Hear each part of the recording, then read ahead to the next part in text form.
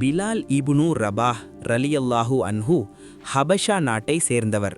மக்காவில் அவர் ஒரு அடிமையாக வாழ்ந்து வந்தார்.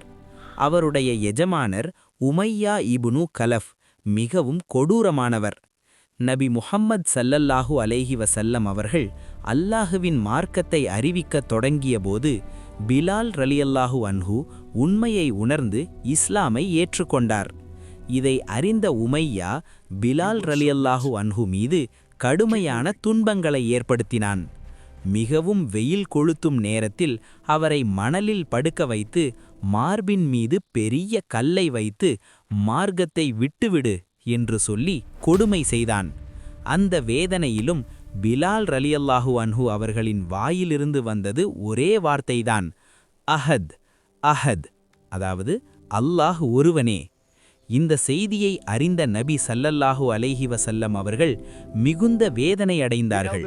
அப்போது அபூபக்கர் ரலியல்லாஹு அன்ஹு அவர்கள் உமையாவிடம் சென்று பணம் கொடுத்து பிலால் ரலியல்லாஹு அன்ஹு அவர்களை விடுதலை செய்தார்கள். அடிமையாக இருந்த பிலால் ரலியல்லாஹு அன்ஹு இப்போது அல்லாஹுவுக்காக வாழும் சுதந்திர மனிதராக ஆனார்.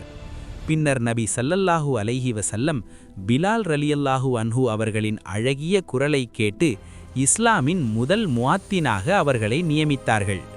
மக்கா வானத்தில் முதன்முதலாக ஒலித்த அதான் பிலால் ரலியல்லாஹு அன்ஹு அவர்களின் குரலிலிருந்துதான் எழுந்தது.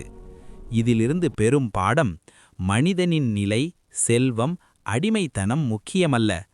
ஈமானம் இருந்தால் அல்லாஹ் அவனை உயர்த்துவான்.